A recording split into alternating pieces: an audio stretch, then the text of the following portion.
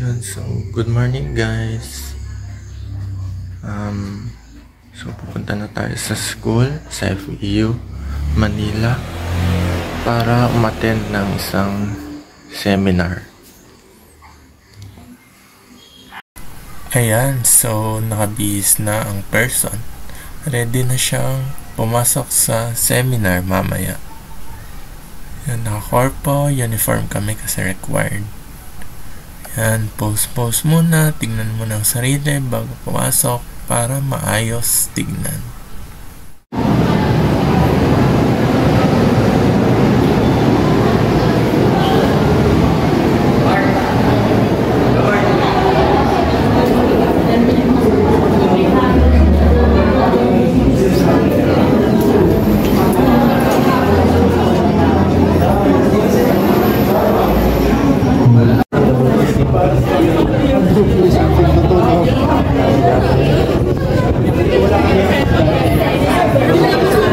On the plate, integration of creative food style and operations in modern dining.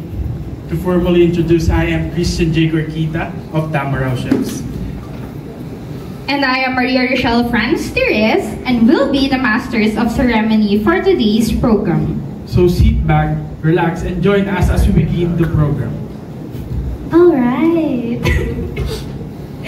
Let's kick things off with our first program segment. We will now hear the opening remarks to inspire and guide us as we open today's creative and siguro exciting journey, but also the professional insights of what to become when you graduate. So may 20 taong karanasan sa cruise at hotel si Chef Lord. In-explain din niya sa seminar na ginagamit ang food styling para pagandahin ang pagkain, ngunit may risk ng style over substance, gastos at misinterpretasyon. In-explain din niya na ginagamit niya ang French at Italian technique sa Filipino dishes para mas mabilis at maayos ang paggawa nito.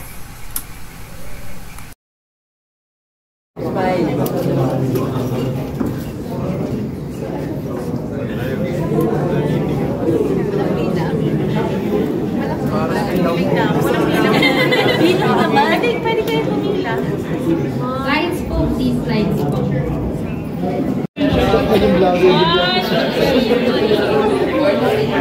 Ganyan ba yung mag-video? Ay, meron. Gagi pa ganito nga.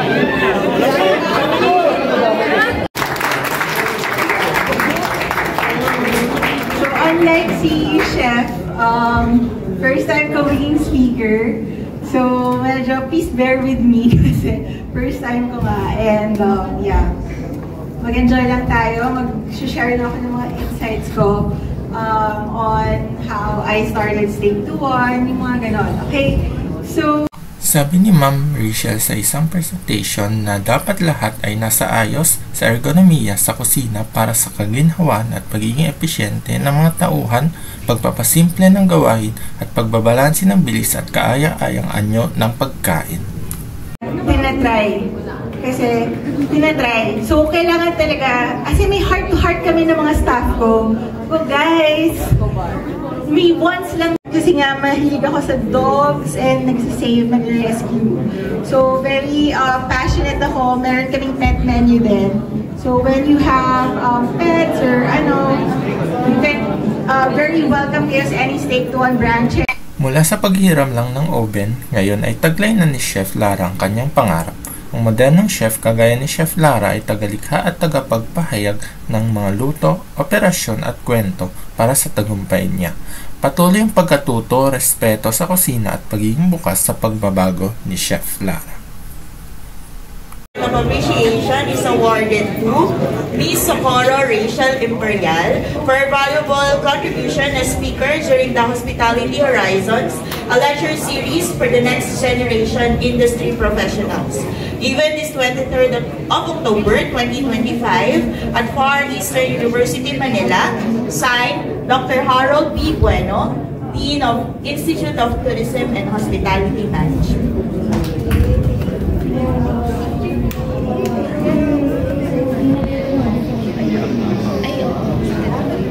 At yan ang kwento ng aming paglalakbay mula sa simpleng pangarap hanggang sa profesional na kusina.